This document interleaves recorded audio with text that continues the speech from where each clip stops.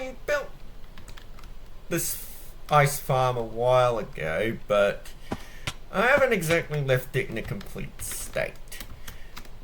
In particular, it's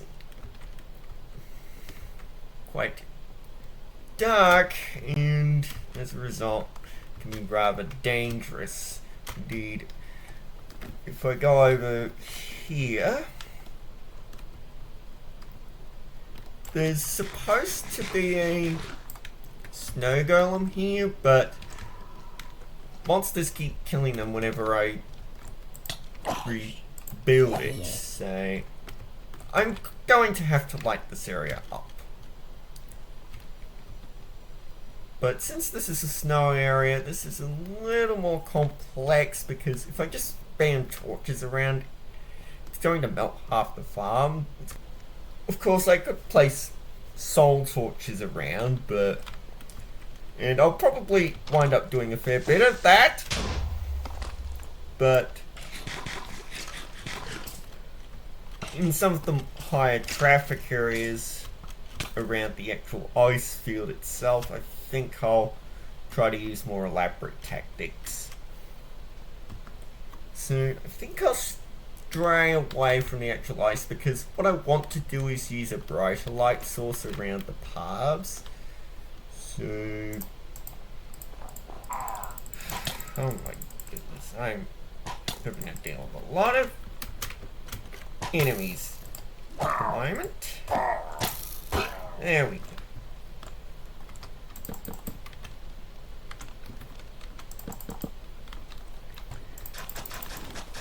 Maybe I shouldn't have made the path so direct, but maybe I should style it a bit more like this, where it's a bit more splotchy, but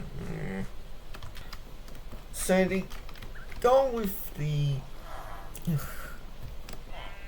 I'm quite prone to just saying completely nonsense phrases like that, actually. Don't know why, but I think I'll try to say something, but I can't think of anything to say, so I just wind up saying something completely nonsensical. What colour do I want? I think I remembered wanting pearlescent. I think ochre is also useful in a certain circumstance. Anyways, so sort of my idea is essentially, if you place, say, a frog light here, this is 14, 13, 12, 11, everything out to here will melt. So something you could do is place some leaves over it to make it look a little more natural. Oh my goodness, it gets a little annoying having to manually swap over the dirt. I'm very, very, very, very used to being able to use pick block to select blocks. Basically pick blocks where you middle click a block and it'll automatically swap over to it. It works even if it's not on your hotbar, it'll actually swap it out of your inventory. It's pretty useful. And it's as old as the hills. And pick blocks as old as the hills. So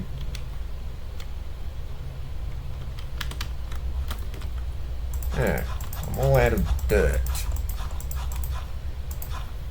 So I'll have to come back to this area once I get some more.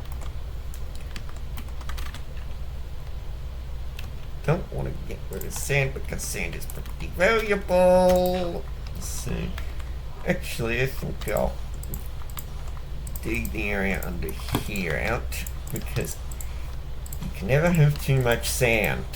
So how do I want to handle the path around this end? Because of course players are going to come in via the, I think most players are probably going to use would use the ARN to get into here, so I really need to make sure there's a sensible path system through here. And I've got my snow farm here and the pumpkin farm as well.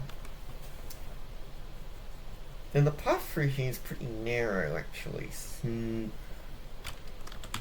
there's not nearly enough room to build a path around either. So decisions.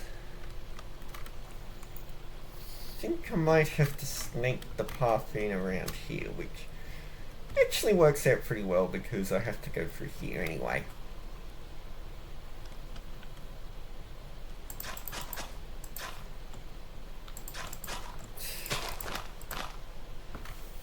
I wasn't especially clear with the permissions around the rail station, so because I didn't explicitly say that I can modify the ARN station, so I'll just leave that path be and link up to it, and then do my own thing for the rest of it. Nope. Mixing up the left and right click. Anyways.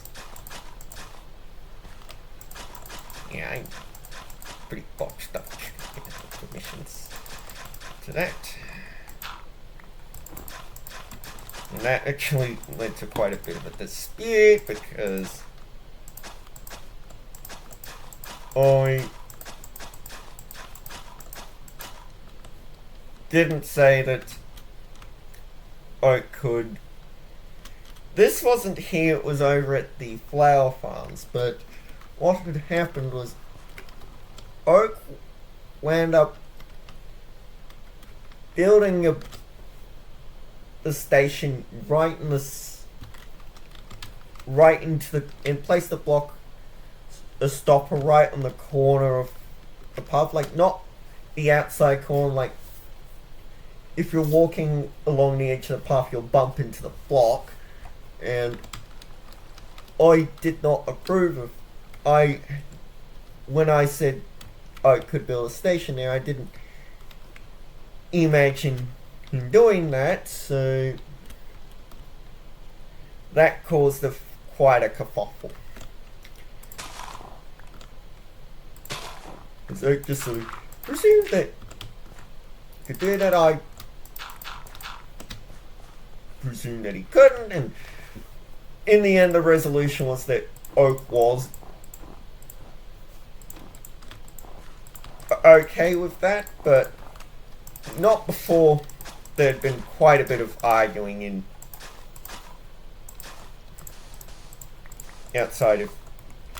some of the outer game channels. Oh my goodness. How do I keep forgetting the hunger bar?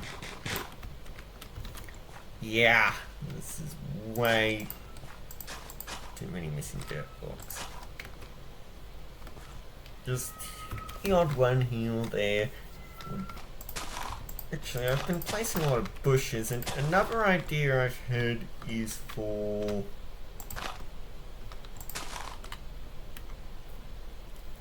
pumpkin patches, where some of the pumpkins are actually jack-o'-lanterns. Jack-o'-lanterns are crafted pretty simply.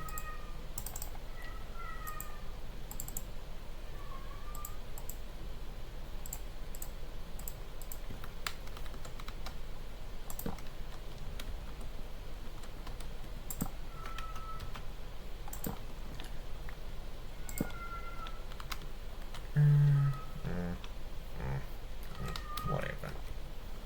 He gets the job done. And this is a few days after my previous recordings because I have a very bad habit of coming to something and then recording it elsewhere.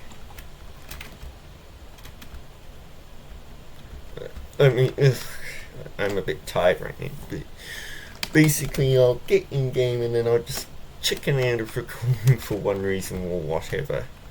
And I also have a bad habit of only wanting to do significant stuff while recording, so that can make my progress on projects rather inconsistent as well. I've been thinking about doing some sort of regular streaming, so maybe in addition to recording episodes, maybe in Liu, but essentially the idea being to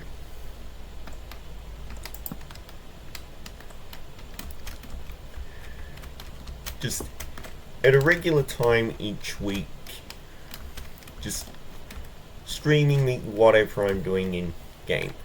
Now, since I am an admin, I'd have to use my alt for that, because I cannot, or shouldn't let staff chat leak out, of course, but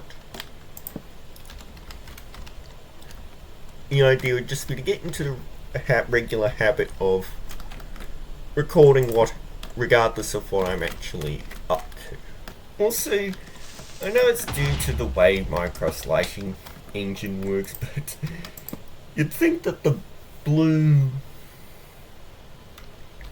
salt lamps, I imagine them making a blue glow, but it's actually a warm white.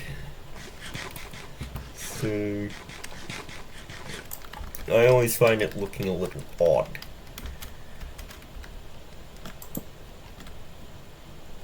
But I find that shaders of any sort don't work well with my computer. And not all of them handle colored light, so not fun.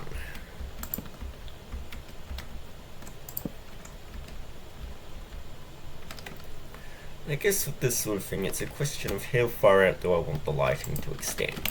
The thing with zombies is they can detect you from about 40 meters away, so this is 11:15, so we need to, by that measure we'd need to line out the area about 11:55, which is all the way out here. That just, to me, that feels like an obscene area to light out. Ow! Where did you come from?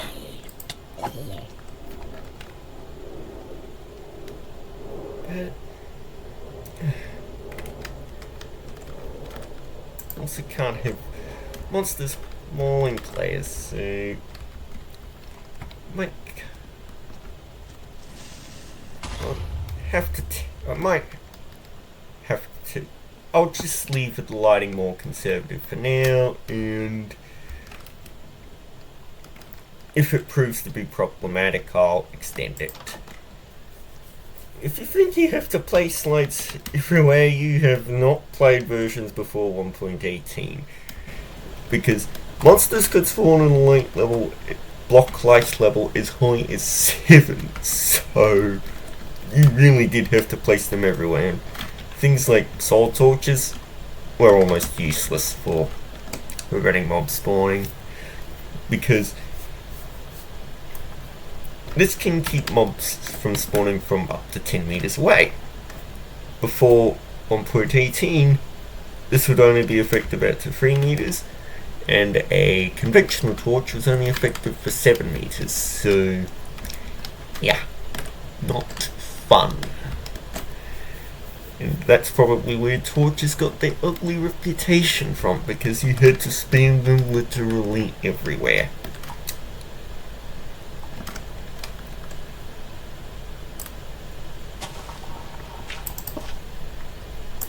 But that's not as much of a problem anymore, because the requirements have been significantly relaxed.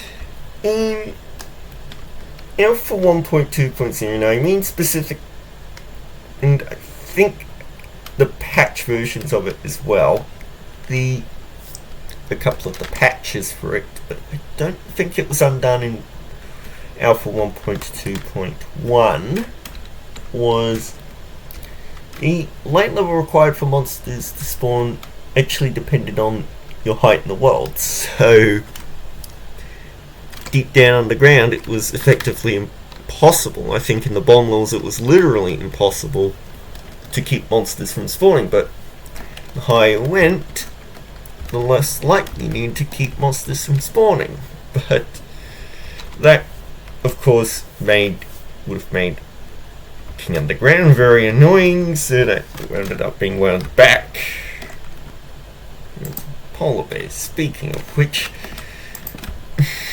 now, when I think of updates that don't mean very much in the grand scheme of things, I always think of 1.10. What does it add? Polar bears, I think igloos, I think strays, I think it added fossils, bone blocks. It added magma, but magma was just about useless because you couldn't create bubble elevators, bubble lifts until 1.13.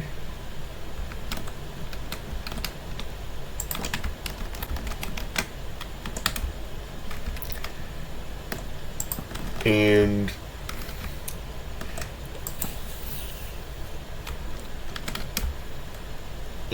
it added some other minor things, but nothing too noteworthy aside from the auto jump mechanic. And I mean, that's fine.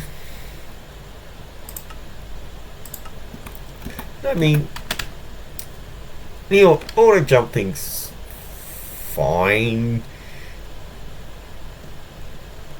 in itself.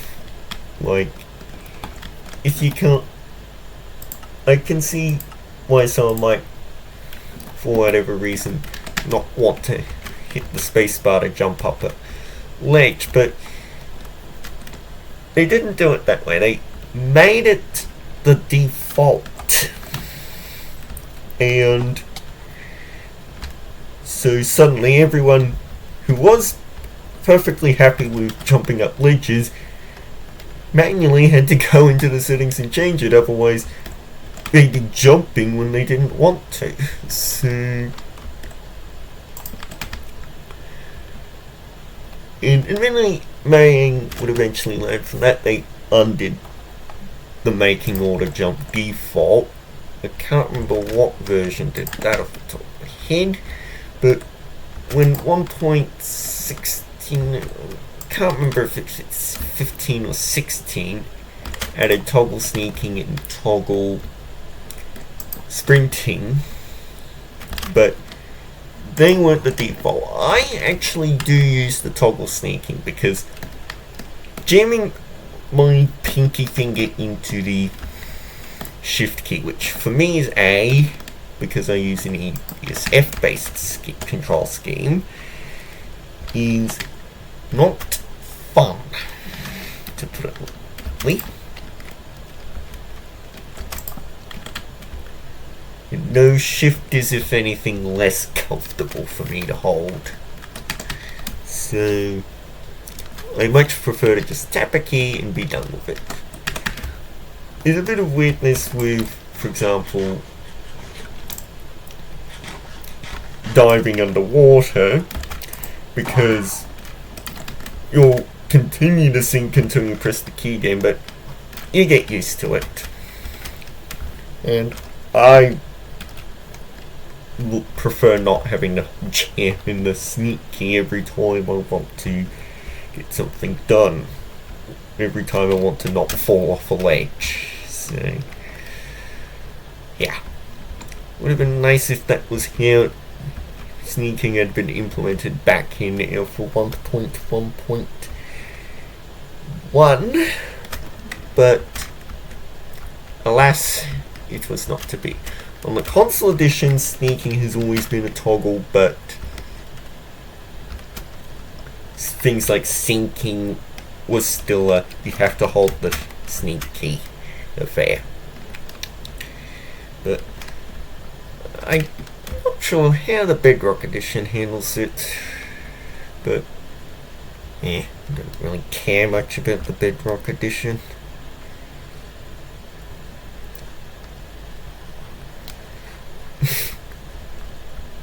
I mean, I played the Java Edition. I think that says all that needs to be said about that.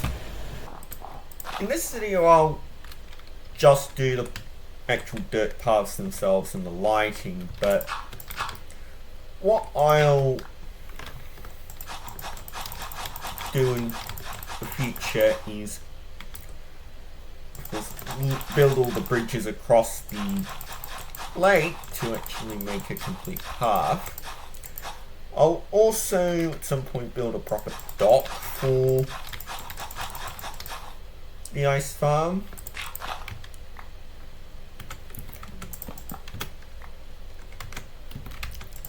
And that will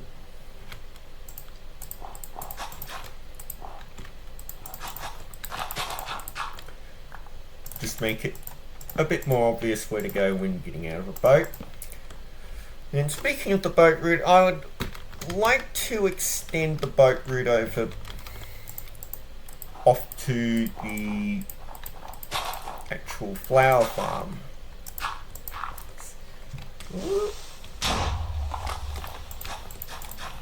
But don't know how exactly I'll handle. Not quite sure which path I'll take yet, but I'll figure that out when I get there. And it's probably the easiest way actually. You might notice that I'm placing planks underneath this. That's because path blocks aren't a full block tool, they're actually 15/16 of a block tool, so you can actually see a pixel of the block underneath the slab. So I need to use a similar material, otherwise it's going to look out of place. I got a lot of snow because I originally planned to place a lot of snow under the bushes I used to hide some of the lighting, but I just sort of ended up deciding against that. So now we've got a bunch of snow building up and I don't have any idea what I'm going to do with it. Of course, the whole point of this farm is to get ice, but you aren't always able to actually collect ice because, of course, non-silk touch pickaxes, it just turns into water, and that's always been their behaviour. You were only able to get ice since the silk touch enchantment was added in release 1.0.0.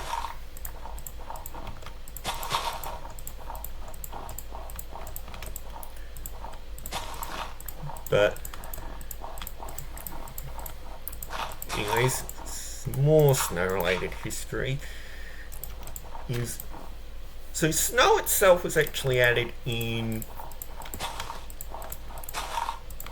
the earlier versions of Minecraft Alpha. I can't remember the exact one off the top of my head. I think it's something like 1.0.4, 1.0.5 or something like that.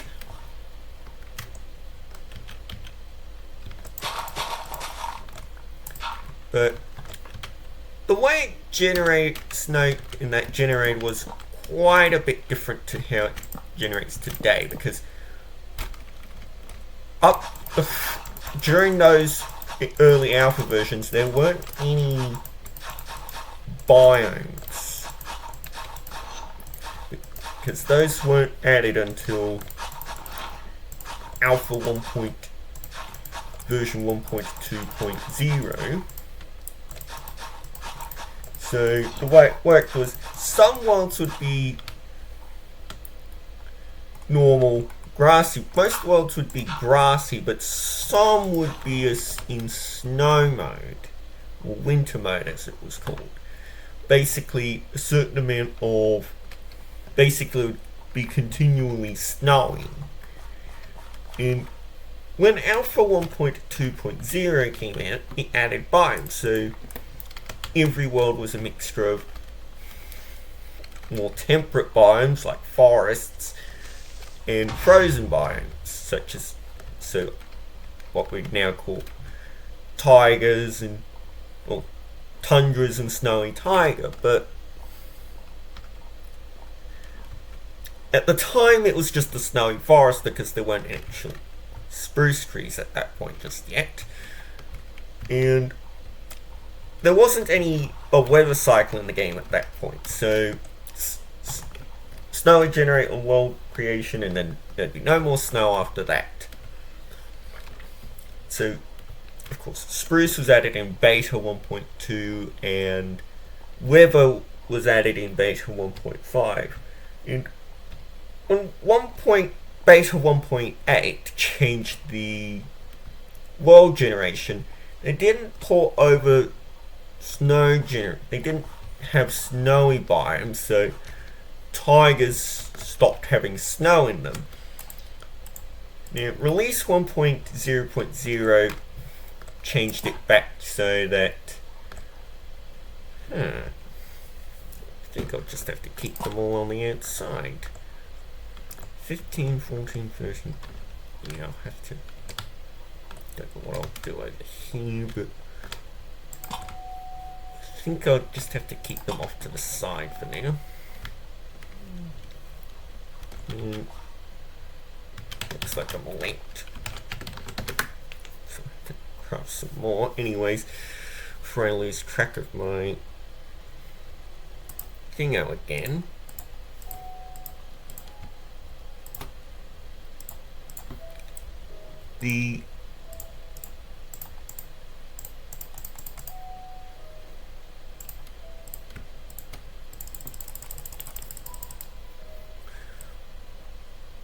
So 1.0.0 restored the status quo ant, so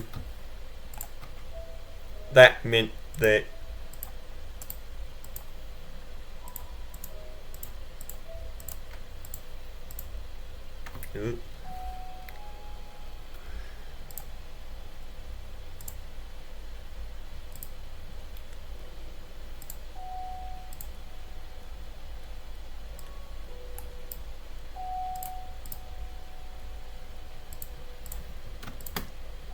I think that's more than enough lanterns for now, but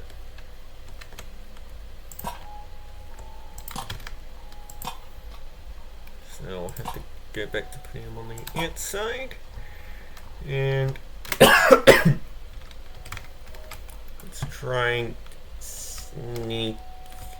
let's actually try and sneak in a path around here. Let me get my pickaxe out, there we go. Anyway, so in 1.0.0 also added snow golems, so it became a lot more convenient to get snow.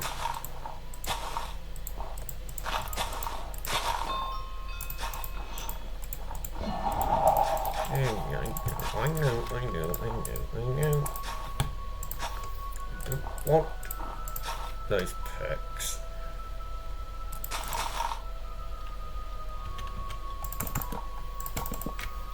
There we go.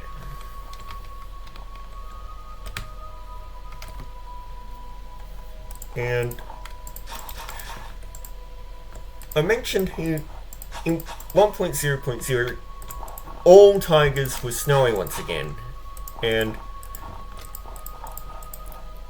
the actual distinction between snowy and not so snowy tigers, that was a 1.7.2 edition.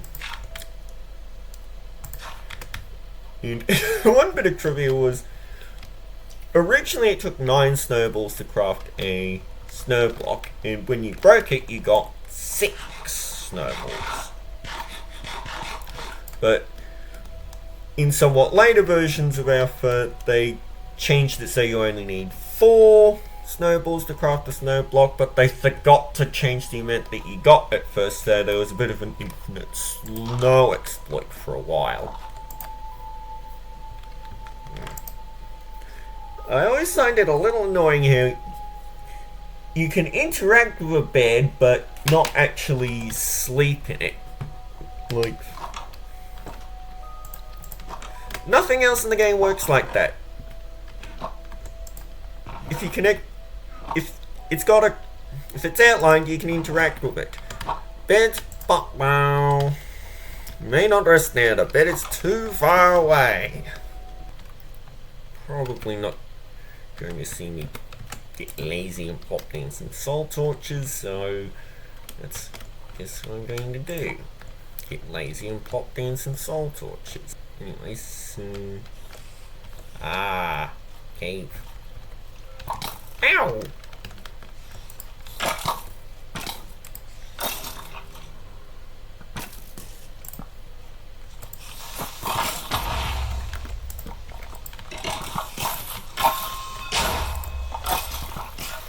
Oh dear, that's... New idea. Just block it off. But for some reason, I always seem to get muddled up with what got added in 1.7 and 1.8. Like, I can't remember if Amplified's 1.7.2 feature or 1.8. Will be all I'm doing in this episode. In future, I'll be actually bridging the paths together and building a dock on the, probably on the island over there. And however, that probably won't be an actual episode. I think I'll try to live stream that. Until then, goodbye.